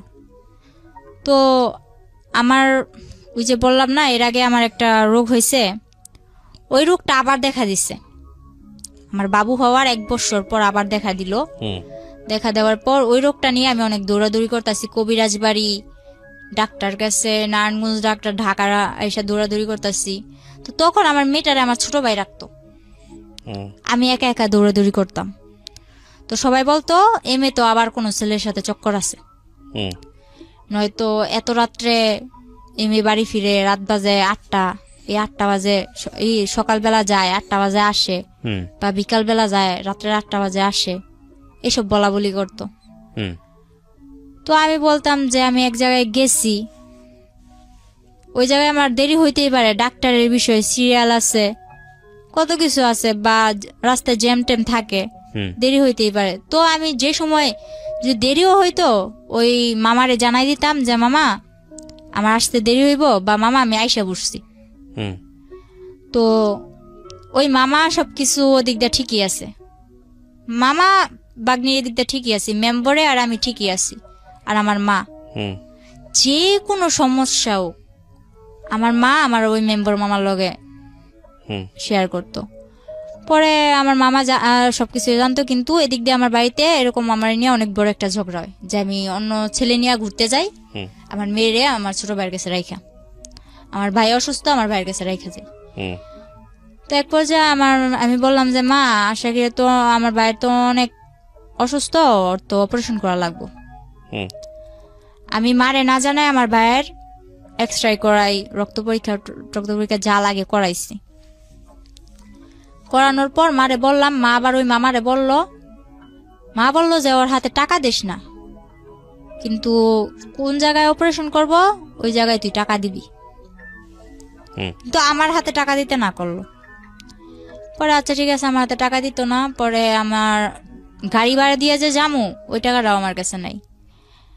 পরে মানুষের থেকে ধার করে নিয়ে গেলাম। যাওয়ার পরে ওদিকে যাইয়া ভাইয়ের অপারেশনটা করাইলাম। তখন একটা আল্লাহর বান্দা, শুধু আমার বড় খালা গেছে, যার আমার মা 40,000 টাকা দিছিল শুধুমাত্র আমার ভাইয়ের অপারেশনের জন্য। ওই ব্যক্তি ওখানে যাইয়া আমার ভাইয়ের মনে করেন অজ্ঞান কইরা ডাক্তার, আমার ভাই তো তখন আর কি একটু হ্যাংলা ট্যাংলা টাইপের ছিল, ওর ইনজেকশন দিয়া ডাক্তার বের হয়ে বসে আমি অপারেশন করতে পারবো না। ধরতে গেলে আমার ভাইয়ের মরার অবস্থা, আমার খালায় উপরে ঘুমায়। আর আমার ভাইয়ের জন্য যে 500 টাকা ধার করে নিয়েছিলাম, ওর তো হার্নিয়া হয়েছিল, লুঙ্গি লাগবে অপারেশন করতে। লুঙ্গি কিনছে ঠিকই, 100 টাকা দা লুঙ্গি কিনছে ঠিকই ফুটপাত থেকে। বাকি যা টাকা ছিল উনি ওনার নাতনি, বড় মেয়ের যে নাতনি আছে ওই নাতনিদের জন্য জামা কিনছে। সামনে কি হইব ওইটার ভাবে নাই। তো আয়সা ঘুমাইতেছে, তো আমি যাই বলতেছি খালা খালা অপারেশন তো বন্ধ করে দিছে, আমার ভাই তো খারাপ অবস্থা, আমার ভাই তো মরে যাইব। আমার মেয়েটা আমার কোলে আছে, এই মেয়ে নিয়ে আমি আমার ভাই নিয়ে দৌড়াদৌড়ি করতেছি। তো পরে মনে করেন আমার খালায় তেমন একটা পাত্তা দিল না। এক পর্যায়ে যাই হোক কষ্ট সিদ্ধে আমার ভাইয়ের অপারেশনটা হইলো। অপারেশনটা হওয়ার পর ভাইটা নিয়ে কিছুদিন পর আমার হাজবেন্ডের সাথে আমার যোগাযোগ হইলো। যোগাযোগ হওয়ার পর এর মাঝখানে আবার কি করছে, রাকিব নামে একটা ছেলে, আমাদের গ্রামের পাশের গ্রামের, ওই ছেলে বলতেছে তোর মেয়েও আছে জানি, সবই জানি, কিন্তু তোরে তো আমি ছোট থেকে চোখে চোখে রাখছি, কিন্তু তোর এখন বিয়ে হয়ে গেছে, তোর বিয়ে হোক বাচ্চা হোক যাই হোক আমি তোর নিয়ে যাবো, আমি তোর বিয়ে করুন, সবাইরে জানাই বিয়ে করুন, এসব বলতো। আর ওর বোন আমার বান্ধবী ছিল নাকি, ও বলছে যে আমার বোন তোর বান্ধবী ছিল, তুই নাকি ছোট থেকেই বলতি যে আমার স্মৃতিপাটি, আমার বিয়ের সময় স্মৃতিপাটি, তারপর এলো না কেন লোকে সব দিয়ে বিয়ে, ওই এগরা বেগরা ও বলতেছে। পরে মনে করেন ওই ছেলে পাগলের মতো ছিল। ওই ছেলের মা হাতে পায়ে ধরা কান্নাকাটি, এসব না মাথায় না নিয়ে যখন ফারুক আবার আমার সাথে যোগাযোগ করা শুরু করলো, তখন আমি আবার ফারুকের বললাম আচ্ছা ঠিক আছে তুমি আইসা আমায় নিয়ে যাও। তো আমার ভাইয়ের অপারেশন হয়েছে, কিছুদিন হইলো। আমার বাড়ির মানুষও মনে করেন আমি কোনোখানে গেলে এরকম বাজে বাজে কথা বলে। তো চারিদিক দিয়ে মনে করেন আমি একটা অশান্তির মধ্যে ছিলাম। তো আমি বললাম যে বাপের বাড়ির ইয়ের থেকে ওই শ্বশুর বাড়ির জ্বালাই বালা, এটা কইয়া মনে করেন এর মধ্যে আমার বাপেও আইছে। আমার বাপেও আইয়া মনে করেন আমার লগে বাজে বাজে ব্যবহার করে। তো মারে কইলাম তুমি ফোন দিয়া আব্বুরে আনছো কে, আব্বু তো এরকম বাজে বাজে ব্যবহার করে। তো মায়ে বলতেছে কষ্ট করে চল, আর একটা বছর পর তো আমি আইয়েই পড়বো। পরে আমি ফারুকরে খবর দিলাম, ফারুক এসে আমার নিয়ে গেল। নিয়ে যাওয়ার পর আমার অপারেশনের ভাই 2 মাসও হয় নাই, নিয়ে গেলাম ওখানে যাই, আমার ভাইয়ের ওষুধও বন্ধ। ওই যে আমার স্কুলে ভর্তি করেছিল ওটা, তখন আবার আমি বললাম যে আমি শুরু করি, মোটামুটি শুরু করতেছি। তখন আমার ভাই ছোট, আমার ভাই তো অপারেশনের মানুষ, একটু একটু কিছু খাইতেই চায়। তখন আমি আলাদা করে চলে গেলাম, আমার সংসারে আমি চলে গেলাম। তখন অনেক একটা ভালো দিক ছিল আমার, মনে করেন 3টা মাস আমি যেমন জান্নাতের মধ্যে ছিলাম এরকম আমার মনে হয়েছে। আমার স্বামী, সংসার, ভাই, আমার মেনিয়া, আমি অনেক ভালো একটা দিক ছিল। ফারুক পরে 3 মাস পর কি হইলো, ওর মা ওরে কি বুদ্ধি দিছে জানি না, 3 মাস পর ও হঠাৎ একদিন রাত্রে আমার ভাই বলতেছে জাফু তোমার ঘরে কারেন্ট গেছে, গরম লাগতেছে, আমি তোমার শ্বশুর ঘরে যাই শুই। তো গেল আমার ভাইয়ের, আবার আমি ওখানে নিয়ে মাদ্রাসায় ভর্তি করে দিছি। তো ওর পড়ালেখা নিয়ে ওই ব্যস্ত। তারপর আমি আর কি বই নিয়ে বসছি, আমার শ্বশুর আসছে এর মধ্যে, বলতেছে কিরে পড়স, বলতেছে হ্যাঁ পড়ি। পরে বলতেছে আচ্ছা ঠিক আছে পর আমি কি বসে থাকবো, আমি কই না। কয় ফারুক কে আইছে, আমি কই না আসে নাই। পরে আমার শ্বশুর আরে ফোন দিয়া বলে তুই কই, বলে আমার আসতে দেরি হইব, তোমরা যাই ঘুমাই পড়ো। তো আমি না খাইয়া বসে আছি, ও আসবো আমি খাম, আমার মেরে ঘুম পাড়াইছি। রাত্রে 12টা বাজে ও একটা মেরে নিয়ে এসে দাঁড়ায়। পরে আমি এত কিছু মাথায় নেই আসতেই তো পারে, তো এটা যে কে আমার ধারণা ছিল না। আনলাম করে আমি চিল্লাচিল্লি করতেছি এত দেরি করে আইসো। তারপর হঠাৎ করে খেয়াল করলাম যে উনি কে, বলে যে এটা তোমার আপা হয়, ওটা আমার আপা হয়। পরে যখন বললাম, তারপর বললাম যে আপা হয় তো ভিতরে আসেন, আসলো। তো ওরে আমি বললাম যে হাত মুখ দিয়া খাওয়ার জন্য আসো। তো হাত মুখ দিয়ে গেল, মেয়েটা মাঝের দরজায় খাড়ায় আছে, নড়েও না চড়েও না, এক টিপে দাঁড়ায় আছে। তো আমি বলতেছি যে আপারে ডাক দাও, তুমি খাইবা, উনি কি চেয়া থাকবো নি। তারপর ওই মেয়েটা বললো না আমি খাইছি। ফারুক কি করলো, আমার সামনে ভাতগুলা নিয়া সবসময় ওই 3 মাস ও খাইয়া তারপর আমার খাওয়াই দিত। ওই দিন কি করলো, ও ভাত নিয়ে নাড়তেছে। তো আমি বলতেছি তুমি খাইবা কোন সময়, আমি বা খামু কোন সময়, এতক্ষণ ধরে বসে আছে, আমার খিদা লাগছে, তাড়াতাড়ি করো। ও বললো কি আমি খাই আসছি। ও বাইরে থেকে ওই মেয়েটার সঙ্গে একসাথে খাইছে। তো আমি বললাম আমি এতক্ষণ ধরে না খাই আছি, আর তুমি বাইরে থেকে খাইছো? হ্যাঁ। পরে আচ্ছা ঠিক আছে, না খাইলে নাই, এত কিছু মনে নেই। পরে ও আমার ডাকতেছে যে আসো বিছনাটা করে দিয়া যাও। তো আমি বলতেছি এ আপা শুইব কই। পরে কইতেছে যে তুমি ওই রুমে বিছনা করো, ওই রুমে বিছনা কইরা বাবুরে ওই রুমে নাও। তো যে ওয়াল ক্লাকটা ছিল ওইটা আমার বাবুরে ওকুলে নিয়ে ওয়াল ক্লাকটা টান্দা নিয়ে বলতেছে ওই রুমে। আচ্ছা ওই রুমে বিছনা করলাম। তো আমি ভাবছি ওই রুমে ও আমার সাথে শুইব, আফুটা একা এদিকে শুইব। পরে ও কি করলো, ও খাটের মধ্যে বসে আছে। আফুরে বললো যে তুমি শুয়ে পড়ো। তো আপু ওর পাশ দিয়া যাইয়া খাটের মধ্যে শুয়ে পড়লো। ও বসে আছে, ও নড়ে না। পরে আমি বললাম কি ব্যাপার, তুমি আসো না? ও আসে না। তখন আমার মনে কিছু একটা বাড়ি খেলো। আমি সারা রাত মাঝ দরজায় বসে আছি, কিন্তু আমার কোনো কথা নাই, শুধু চোখ দিয়া পানি পড়তেছে যে আসলে কি হইতেছে। পরে সকালবেলা আমার শাশুড়ির খবর দিলাম। খবর দেওয়ার পর আমার শাশুড়িও কিছু করলো না। 3 দিন মেয়েটা আমাদের বাড়িতেই থাকলো, কিন্তু আমার ভাইরে এক বিন্দু বুঝতে দেয় নাই যে ফারুক ওরা আনছে কি ভালো মন্দ। আমার ভাইরে এতটুকু বুঝতে দেয় না, যার জন্য আজও পর্যন্ত আমার ভাই বলতে পারে না এসব কিছুই হয়নি। পরের দিন যখন ওর মার সাথে আমি বললাম যে এরকম এরকম করে আনতেই পারে, ভালো কথা, বিয়ে করছে ভালো কথা, আমি কিন্তু বিয়ের কথাটা তুলি নাই। আমি যখন বলছি এই মেয়েটাকে ও আনছে খালাতো বোন বইলা, তো খালাতো বোন ভালো কথা, তো এক বিছানায় থাকে কি কইরা। কয় তুই ছোট মানুষ, এসব বুঝবি না। তো হ্যাঁ আমি মানলাম আমি ছোট মানুষ, আমার বয়স 14, কিন্তু আমার তো এতটুকু বুঝার ক্ষমতা আছে এক বিছানায় কি করে শোয়। তো পরে আমার বললো কি যে হ্যাঁ বিয়ে করছে আনছে, তো তোর কি। এটা আপনাকে কি বলেছে আপনার শাশুড়ি? শাশুড়ি বলতেছে। তো আমার শাশুড়ির ঘরে নিয়ে যায়, আমার শাশুড়ির ঘরেই থাকে, ফারুক আমার সাথে থাকে। আমার ভাইটা মাদ্রাসায় আসে যায়, আমার ভাই কিচ্ছু জানে না। পরে মনে করেন 3 দিন পর ওই মেয়ের বাসায় চলে যায়, আমার ঘরে আবার অশান্তি শুরু হয়। ফারুকের মেজু বোন যেটা, ওটার হাজবেন্ড আবার ঘর জামাই থাকে, ওটাকে আইনা আমার ঘরে তুললো। আমার সংসার তো চলেই, এর মাঝে ওই সংসারও এ ঘরেই থাকবে। ওদের ঘরে 2টা বাচ্চা আছে, আর ওরা আর কাদের ঘরে 2টো বাচ্চা? ওই আমার ননাসের ঘরে, ওরা এখানে থাকবে। তো এক পর্যায়ে আর কি আমি বিষয়টা মাইনা নিতে পারি না। আমি অনেক চিল্লাচিল্লি করার পরে ওরে বলি যে আমি এগুলা পারবো না। আপনার বিয়ে হয়েছে 12 বছর বয়সে, আপনার কথা যদি ঠিক থেকে থাকে, তখন আপনার বয়স 14 বছর, আপনার তখন একটা বাচ্চা হয়ে গেছে। বাচ্চার বয়স তখন কত, 1 বছর বা 2 বছর? হ্যাঁ 1 বছর। 1 বছর। আর আলটিমেটলি হচ্ছে এই সময়ে আপনার হাজবেন্ড আরেকটা বিয়ে করেছে। ওকে। পরে ওরে আমি বলার পর আমি বলতেছি আমি থাকবো না তোর সাথে। আপনার মা কোথায় তখন? তখন আমার মা বিদেশ। তখনও বিদেশ? আচ্ছা। তখন আমার যখন অনেক মারধর করে আর কি, পরে এক পর্যায়ে আমার অনেক মারে আর কি। ও বলতেছে তোর পাগল বানাই দিম, তোর পাগল বানায় ছেড়ে দিম।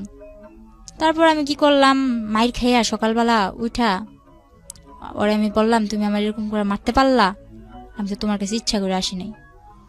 এর মধ্যে ও সবাইরে জানাইছে কি, আমার বাড়ির লোক ওর বাড়ির লোক সবাইরে জানাইছে আমাদের মধ্যে কোনো একটা সম্পর্ক ছিল, আমরা প্রেম করে বিয়ে করছি, এই আমি ওর কাছে ওই চট্টগ্রাম গেছি, কিন্তু ও আমারে আনে নাই।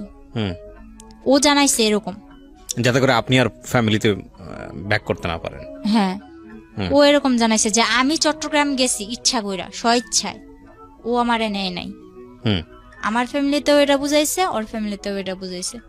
তো আমি যখন ওর ভাত খামু, ওর সংসার করমু, আমার ভিতরে এত কিছু ছিল না যে হ্যাঁ আমি ওর কথাটা দুই করমু।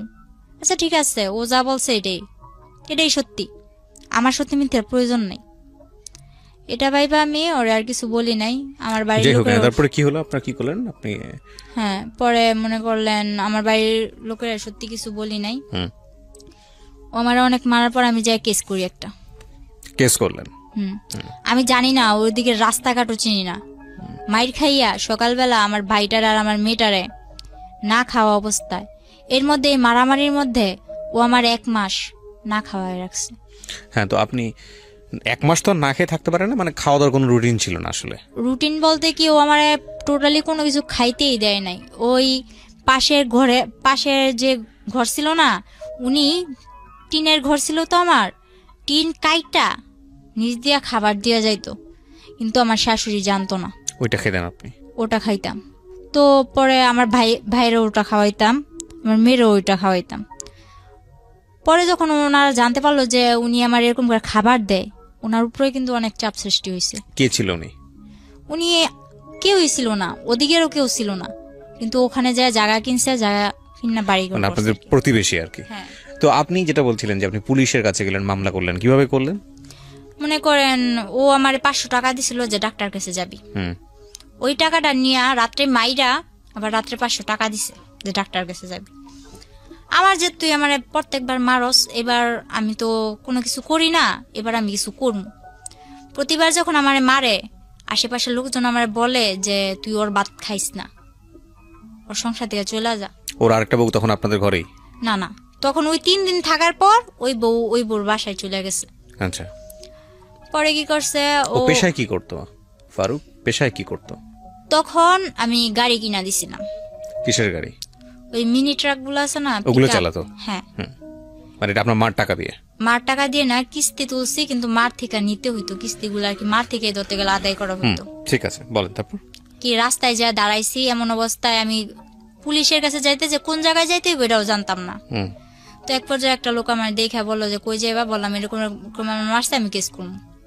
তো ওই লোকটা বিনা স্বার্থে বিনা ভাড়ায় আমার নিয়ে যায় থানায়। তারপর যে কেস লেখলো, উনি 200 টাকা রাখছিল। এরপর স্যারের কাছে নিয়ে যায়, এসআইয়ের কাছে নিয়ে যায়। এসআই মনে করেন বলে আচ্ছা ঠিক আছে দেখবো, টাকা দেন। তো 500 টাকা আমার কাছে ছিল, তারপর কইছে আমার কাছে 1 টাকাও নেই। আমি এরকম রাস্তার মধ্যে আসছি, এক ব্যক্তি আমার নিয়ে এসে, আমি এতটুকুই, এর বেশি আমার কাছে আর কিচ্ছু নাই। এটা শোনার পর যে কেসটা লেখছে, উনি চোখের পানিগুলো ছাইড়া দিল। এরপর মনে করেন আমি বললাম আপনি আমার কেস যদি নেন, যদি মায়া লাগে, যদি আপনার মেয়ে থাইকা থাকে তো নেন, আর যদি না নেন তাহলে কিছু করার নেই, আমি চলে যাই। এটা বইলা আমি চলে আসি। চলে আসার পর ওনার নাম্বারটা নিয়ে আসি, এসআই স্যারের নাম্বারটা আমি নিয়ে আসি। পরে আসার সময় ওই যে কেস লেখছে, উনি আবার আমার 1 কাপ চা খাওয়াইলো আর 100 টাকা দিয়া বললো গাড়ি ভাড়া দিয়া চলে যাইব। তো গাড়ি ভাড়া দিয়া আসার সময় ফারুক আবার আমার দেখছে যে আমি থানার দিক থেকে আসতেছি, ও গাড়ি চালাইতেছে। পরে মনে করেন ও থানার থেকে ওদিকে গেছে, থানার ওদিকে গেছে, ও কিছু জানতে পারে নাই যে আমি গেছি কি ভালো মন্দ। বাসায় এসে আমার জিজ্ঞেস করছে কই গেছিলি, কাজিরহাট। আমি কই কাজিরহাট আমি ডাক্তার কাছে গেছিলাম। কই কাজিরহাট তো কোনো ডাক্তারের দোকান নাই। তো আমি বলতেছি একজন বলছিল আছে, তো গেছিলাম পাইনি, আগে একটা বানাই টানাই বইলা দিছি। পরে আমার তো আর মার সাথে ফোন করতে দেয় না। যাই হোক, এক ভাবির মোবাইল দিয়া ফোন করি, অনেক কষ্টে ফোন করি। ফোন করে বললাম মা আমি তো একটা কাজ করে ফেলছি, আমার এমন এমন মারছে, তোমার এতদিন জানাই না। ওর কাছে আমি যতই মাইর খাইছি, আমি কিন্তু আমার মারে জানাই নাই, ঠিক আছে। পরে মনে করেন মারে জানানোর পর মায়ে কয় তুই এটা কি করছস, তুই কেস কেন করছস, তুই এটা ভুল করছস। মারে বললাম আমারে মারছে, ওইটা কি ভুল না? এটা বলার পর মা মনে করেন আর কিছু ভাবলো না, মা টিকিট কাটলো, বাংলাদেশে চলে আসবো। মা ডাইরেক্ট আমার শ্বশুর বাড়ি আসে কেস করার 1 সপ্তাহ পর। এর মধ্যে আমার মারধরও করছে, আমি হসপিটালও আমার নিয়ে যাওয়া হয়েছে, যারা হসপিটাল নিচ্ছে তারাও মাইর খেয়েছে আমার জন্য। এরকম ভাবে মারতো, আর যতবার মারতো ওই আমার বাবা যেমন আমার সামনে রেখে আমার মারে মারতো না, ওরকম আমার মেয়েটারে আর আমার ভাইটারে সামনে রেখে আমারে মারতো। তো হয়তো বা ওই সময়টায় আমার ভাইটারে নিয়ে গেছিলাম দেখে আমি জীবিত আছি আজ পর্যন্ত। যতবার মারছে আমার মাইরা ফেলার চেষ্টা করছে ততবার আমার ভাইটা সামনে যায় দাঁড়াইছে আর কি। পরে ওরে কি করব, ওরা আর কিছু করার নাই। মায়ে গেল, মায়ে যাওয়ার পর মায়ে অনেক টাকা পয়সা ভাঙলো কেসের মধ্যে। আমরা যদি 5,000 খাওয়াই ওরা 10,000 খাওয়ায়, ওরা যদি 10,000 খাওয়ায় আমরা 20,000 খাওয়াই। এরকম করতে করতে এক পর্যায়ে কেসটা কিভাবে ওরা নামাই নিয়ে এসে বসছে টাকা দিয়ে। তো কি করছে, মা বলতেছে 3 দিন পর মা বলতেছে আমি বাসায় চলে যাই, আমারও তো ঘর দুয়ার যায় ঝাড়তে লাগবো, এতদিন পর 3-4 বছর 2 বছর ধরে ঘরটা এরকম ভাবে পড়ে আছে, তুই আয়। তো আমি বলি মা আমি তো আসার পর মাত্র 27 মাস ধরে এদিকে আসা হয়েছে। কেসটা কি হলো? তারপর কেসটা কি হলো নাকি কেসটা হলো না? কেসটা আর হয় নাই, ওরা টাকা দিয়া সব মীমাংসা করে একদম মাটি, পুরা ঠান্ডা, কোনো কথা নাই। পরে মা চলে আসার পর মা এক জায়গা দিয়ে আমার ভাইটা তখন বন্যায় আমার ঘর, ঠিক আছে, আমার মারধর করার মনে করেন 1 মাস আগে নাজিরহাট বন্যা হয়েছিল, হয়তো শুনছিলেন, চট্টগ্রাম তলায় গেছিল পুরা। আমার ঘরে প্রায় আমার বুক সমান পানি, আমার ঘরের পিড়া টিরা সবকিছু নিয়ে গেছে, শুধু আমার ঘরটা পাকা ছিল দেখে আমার ঘরটা টিকে আসছিল এক পর্যায়ে স্রোতের মুখে। তো এই মনে করেন আমার শুধু ভিটাটার জন্য আমার ঘরটা ছিল। পরে আমার ভাই আর আমার মা বিদেশ থেকে আসার পর আমার এই যে মারছে, ওদিকে না চাইয়া আমি বলছি যে মা আমি ওর ভাতই খামু। মানুষ কত কষ্ট করে ভাত খায় না, গাজারুর ভাত খায়, জুয়ারুর ভাত খায়, আমি ওর ভাত খামু। পরে মা বলছেন আপনি ফারুকের ভাত খান? হ্যাঁ, আমার একটা মেয়ে আছে, আমি খামু। কারণ আমার মায় ও আমার বাবার রেখা চলে আইছে, এখন আমিও যদি চলে যাই তাহলে মানে আপনি চিন্তা করেছেন যে আপনার মতোই যদি আপনার মেয়েটার ফিউচার হয়, যাতে না হয় সে কারণে। পরে কি করলাম, মারে এসব বুঝে মারে বাসায় পাঠাই দিলাম। মায়ে আসলো, মায়ে এসে 3 দিন পর মনে করেন আমার উপরে আবার মারধর করার পর আমি বললাম যে আচ্ছা ঠিক আছে, আমার মারধর করিস না, আমি বাসা থেকে ঘুরে আসি, আমি আবার চলে আসবো, কিন্তু বাসা থেকে ঘুরে আসি। পরে বলতেছে তুই তো গেলারাবি না।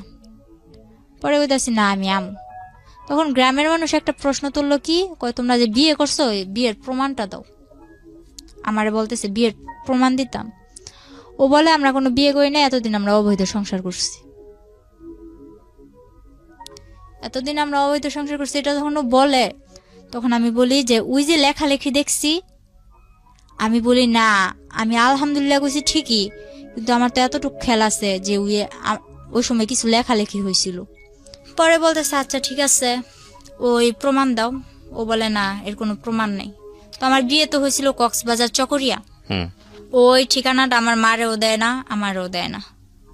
এক পর্যায়ে আমি বললাম আচ্ছা ঠিক আছে তুই ঠিকানা দিবি না ভালো কথা, আমিও অসুস্থ, তুই আমারে টাকা দে আমি বাসায় যাবো। আমি তোর 1 টাকাও দিতাম না, তুই যদি বাসা থেকে সুস্থ হয়ে আইতে পারস তাহলে তুই যা, কিভাবে যাবি, তারপর আবার চলে আবি। তারপর আমি মার থেকে টাকা নিয়ে 800 টাকা নিলাম, টাকা নিয়ে বাসায় চলে গেলাম। বাসায় চলে যাওয়ার পর ওরে মারে বললাম বুঝে যে মা আমি ওর ভাত খামো না, ব্যাস এতটুকুই। এরপর ওই ওদের গ্রামের মাদবর চেয়ারম্যানরা বলতেছে কি ব্যাপার তুমি প্রমাণ দিতে পারতা না, তাইলে সত্যি সত্যি এতদিন তুমি অবৈধ সংসার করছো। পরে আবার আমি আমার মার থেকে মনে করেন খোঁচায় টোচায় টাকা নিয়ে যে জায়গায় বিয়ে হয়েছিল ওই জায়গায় গেছি, আমি ওই জায়গাটাই গেছি, যাইয়া ওই কাজিরে খুঁজা বাইর করছি আমি একা, আমার মেয়ে আমার মার কাছে। আর আমি একা ওই কাজিরে চট্টগ্রাম চকরিয়া যাইয়া ওই কাজী মতিন রে খুঁজা বাইর করি। খুঁজা বাইর করার পরে ওই কাজের অনেক বুঝা টুজা টাকা পয়সা কিছু দিয়া আমার বন্ধু বান্ধব কতগুলো আসছিল, ওই যে বন্ধু বান্ধব কিন্তু আমার না, বন্ধু বান্ধব ওরই, ওই যে আমার মেসেঞ্জার বুঝাইছে, ফেসবুক বুঝাইছে যে এই যে দেখ ফেসবুক এমনি চালায়, মেসেঞ্জার এইভাবে চালায়, এইভাবে চ্যাটিং করে। তো ওর বন্ধু বান্ধব গুলারে আমি ফোন দিছি যে এরকম এরকম। তখন ওর বন্ধু বান্ধব গুলা ওর হইয়া আর একটাও কথা কয় না, সবাই আমার হয়ে এই কথা বলে। পরে আমি যখন বুঝে বললাম যে ভাই আমি তো এরকম কাবিনের কাগজ নিতে আসছি, মানে তো আমার দেয় না টাকা ছাড়া, আমার কাছে তো যাওয়ার ভাড়াও নাই। এটা বলার পর পরে বলতেছে আচ্ছা ঠিক আছে আমরা দেই। তারপর ওনারা 4-5 জন ম্যানেজ করে আমারে 4-5 হাজার টাকা দেয়। আচ্ছা, ওইটা দিয়ে আমি কাবিনের কাগজটা তুলে নিয়ে যাই, কিন্তু নিয়ে যাইও কিছু করতে পারিনি। ওই ছবি তুলা ইমুতে মাতবরের কাছে দিছিলাম। তারপর কি আমি ওর বাদ খামু না।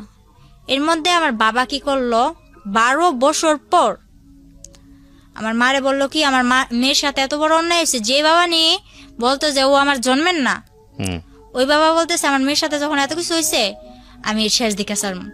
ওই আমার বাবা দোকান ভাঙচুরে এগুলা করে আমার মারে আর কি একটু একরকম পটাইলো। মারে পটানোর পর মা বলতেছে 12 বছর পর যখন ও মেয়ে স্বীকার করছে, মেয়ের জন্য এত কিছু করতেছে বা করবো, তাইলে ওরে আমি আনতেই পারি। গ্রামের সবাই বলছে দেখ তুই ওরে আনিস না। আমার বাবারে ডাইরেক্ট 2 হাত দানা করছে যে ওরে কিন্তু তোর সংসারে আবার আনিস না। তো আমার মা আনছে, আনার পর আমরাও ভাবছি বাবা পাইছি দুনিয়া পাইছি। তো বাবা পাইছি দুনিয়া পাইছি এটা ভাইবা বাবারে খুব হাসি মুখে অনেক 6-7 দিন সংসার কাইটা গেছে। পরে আমি বললাম যে আমি কিছু একটা করবো, নয়তো তো আমার মেয়েটার ভবিষ্যৎ অন্ধকার। এটা বলার পর এই 1 সপ্তাহের মধ্যে আমার মারে পুরো, আমার মা এতদিন যে বিদেশ করছে যা ছিল আমার বাবা হাত করে নিছে, মানে এইসব কাজ করে, মানে এই ধান্দাবাজি করে। তো আমার মারে কিভাবে এসব করে আমার মা বুঝতে পারে নাই যে আমার মারে একদম সর্বশান্ত করে দিচ্ছে। তারপর আমার মা কি করলো, এই 1 সপ্তাহের মধ্যে এরকম করার পর আমি বলতেছি আমার বাবাও কি করলো, আমার মার সাথে আবার ঝগড়াঝাটি। তো যখন বললো তুই এরকম করলে কোনো লাভ নাই, এখন সবকিছু তো আমার বাবা বলতেছে মারে এই কথা বলার পর মা বললো আচ্ছা ঠিক আছে সবকিছু তোমার, তাইলে তুমি সংসার চালাও। কয় চালামু, আমি ভুসামাল রাখছি, এই ভুসামালের জন্য তুই টাকা দে। তো মা বললো আমি টাকা দিম কইতে, যা ছিল তোমার তো দিয়েই দিছি, বলে কিস্তি তুলে দে। শেষ পর্যায়ে মা একটা কিস্তি তুলে দেয়। কিস্তি তুলে দেওয়ার পর বাবা ওই কিস্তির টাকা মোকা নিয়ে বাবা চলে যায়। তো ওই সময় আমাদের সংসারটা এরকম পর্যায়ে যায়, একবেলা খাইতো আর একবেলা তাকায় থাকি। তখন আমি বললাম মা আমি কিছু একটা করুন। তো মা কি করলো, বয়স বাড়াইয়া আমার জন্ম তারিখ হলো 2002 সালের এপ্রিল মাসের 3 তারিখে। তো আমার জন্মের 1995 সালে না কয় সালে আর কি, আমার 25 বছর করে একটা পাসপোর্ট করে, জন্ম নিবন্ধনের কার্ড করে। 11 দিনে আমার মা পাসপোর্টটা বের করে টাকা দিয়া, ধার কইরা টাকা নিয়ে আমার পাসপোর্ট করছে, আমার বাহিরে পাঠাই দিব। বাবা 1 মাস পর আবার আইসা বলতেছে আমি সংসারের হাল ধরমু, মাইয়াটা বিদেশ পাঠান লাগতো না, মাইয়ারে বিয়া দিম। আমার মেয়েটা আছে বলতেছে নাতিন আমি পালমু, মাইয়া বিয়া দিম। তখন মা এখনো জানে না, কিন্তু আমি খবর নিয়ে দেখছি এমন একটা ছেলের সাথে বিয়ে দিতে চায় যে মনে করেন, আমি মনে করি যদি গরিবের ভাতও খায় না, বাসতলায়ও থাকে না, তাও সুখ আছে, কিন্তু যারা নেশা করে তাদের ভিতরে সুখ নেই। এটা জানার পর আমি মনে করেন বাবার সাথে অনেক রাগারাগি অনেক কিছু, পরে আমি আবার ফারুকের সাথে যোগাযোগ করা শুরু করি লুকায় টুকায়। আমি চলে আসার পর বাবা 3 মাস আমার মোবাইলটা বন্ধ রাখে। বন্ধ রাখার পর ফলে ফারুক আমার ফোন দিয়া পায় না, আমিও ফারুকের কাছে ফোন দিতে পারি না। তো ও ভাবে যে ওর ভাত খামো না, এই জন্য যোগাযোগ করি না। তো এটা ভাবার পর ও আমার টেনশন মাথা থেকে সারিয়ে দেয়। ও ওই যে আগে যে একটা বিয়ে করছে, ওই বিয়ের পরও আমাদের নারায়ণগঞ্জ নবীগঞ্জ এর মধ্যে এদিকে এসে একটা গার্মেন্টসের মেয়ে বিয়ে করে, মানে সে বিয়ের উপরেই আছে আর কি মোটামুটি। হ্যাঁ। পরে আমি জানতে পারি যে কোনো ভাবে, জানতে পারার পর ওরে বলি যে তুমি এরকম বিয়ে করছো। বিয়ে করছি ঠিক আছে, তুই যদি নারায়ণগঞ্জ আইসা আমার জন্য টাউনে আইসা কোন একটা কাজ কর্ম ঠিক করস, তাহলে আমি তোর কাছে পড়বো, একটা বাসা লবি, তুই আর আমি থাকবো। তো আমি বললাম যে বাবা আমি বিয়ে করবো না। তখন আমার বাবা আমারে অনেক মারধর করে। আপনি আবার চলে যান ফারুকের কাছে? চলে যাই না, ও আমার কাছে আসে না। আপনি যান, যেতে রাজি ছিলেন? হ্যাঁ। পরে বাবা আমার অনেক মারলো, মনে করেন আমারে তো বাবুর আব্বু মারছেই, ফারুক তো আমারে মারছেই, কিন্তু ফারুকের থেকে দ্বিগুণ আমার বাবা আমারে মারলো। পরে আমার জন্য মা অনেক মাইর খাইলো। পরের দিন আমি বললাম যে আমি থাকবো না, আমি চলে যাবো। তো কিছুতে আমার ঘর থেকে বের হইতে দেন আমার মা। পরে কি করলাম, বললাম আমি খালাগো বাসায় যাবো, আমি আমার কাছে ভালো লাগতেছে না, আমি খালাগো বাসায় যাবো। এটা বইলা 40টা টাকা নিয়ে আমি ঘর থেকে বের হয়েছি, গাড়ি ভাড়া নিয়ে আর কি। 40 টাকা নিয়ে ঘর থেকে বের হয়েছি। এরপর আমি পাসপোর্ট করতে যাইয়া একটা মেয়ের সাথে, ওই সেন্টারে থাকে না, ওই সেন্টারে একটা মেয়ের সাথে আমার পরিচয় হয়েছিল। ওই মেয়েটার আমি কল করলাম যে শাপলা, আমি তো এরকম এরকম বাসা থেকে বের হয়ে চলে আসছি, এখন আমি তোমার কাছে যাবো। আমি আর খালাগো বাসায় গেলাম না, আমি ঢাকা টঙ্গী চলে আসি, আব্দুল্লাপুর, ওই মেয়েটার কাছে। মা তো ওদিক দিয়ে আমার মেয়ে কই গেছে, মা তো পুরা পাগল। বাবা পুরা আর কি ছড়াই দিছে যে অন্য ছেলের সাথে রিলেশন ছিল, অন্য ছেলের সাথে, হ্যাঁ এরকম। আর এর মধ্যে আমার যে মোবাইলটা ছিল ওখানে আর কি আমার দেওর, তারপর হইলো ওর গ্রামের আশেপাশে বা অন্য যারা গাড়ি চালাইতো 2-1 জনের নাম্বার ছিল না, ওইরকম নাম্বার গুলা নিয়ে সবাই আমার বাবা বিরক্ত করলো যে কার সাথে গেছে আমার মেয়ে। এগুলো আসলে লোক দেখানোর জন্য। পরে আমার বাবা এরকম করার পরে আমি চলে আসলাম। তারপর ওই ফেসবুকে ওরই বন্ধু এক আনোয়ার, ও ওমান থাকে, ও কি করলো, হঠাৎ করে আমার ফোনে ফোন দিল। তখন আমি ওই শাপলার কাছে, যে মেয়েটার সাথে আমার পরিচয় হয়েছিল, ওই মেয়েটার কাছে, শাপলার কাছে। পরে কি করলাম, ওই শাপলার কাছে যাওয়ার পর আমি ওই আনোয়ার কল দিছে আমারে। কল দেওয়ার পর আমি রিসিভ করি না, ও রিসিভ করে বললো যে মিম কই। বলে মিম তো ঘুমাইতেছে, ও তো অনেক অসুস্থ, ও তো ওর বাড়ি ছেড়ে চলে আসছে, ওর বাবার অনেক মারধর করছে, ও তো এখন চলে আসছে। ও কি কিছু খাইছে? ওই আনোয়ার আবার আমার প্রতি একটু দুর্বল ছিল, এটা আমি জানতাম না, তখন জানলাম। ও কি কিছু খাইছে? পরে শাপলা বললো না খাই নাই, আমার কাছে টাকা নাই, খাওয়াইতে পারেনি। ওই ছেলে আবার কি করছে, আমারে কিছু না বইলা, আমার সাথে কিন্তু ওর সাথে তখন ওরকম কোনো সম্পর্ক নাই, বন্ধু হিসেবেও কোনো সম্পর্ক নেই। ও কি করলো, বললো যে তুমি এখন বিকাশের দোকান যাও। ওই মেয়েটার সাথে সাথে বিকাশের দোকানে যাওয়ার পর 10,000 টাকা দেয় ওরে আমারে খাওয়ানোর জন্য, কিন্তু আমি জানি না। পরে ওই মেয়েটা আমার নিয়ে আমার বলে না, আমার ফোনে আর ফোন দেয় না, ওই শাপলার নাম্বার নিয়ে শাপলার সাথে যোগাযোগ করে আমি কেমন আছি, ভালো আছি কিনা শাপলারে জিজ্ঞেস করে, তো আমারে জিজ্ঞেস করে না। পরে শাপলা আমার খাওয়াইতেছে দাওয়াইতেছে খুব ভালো। এর মধ্যে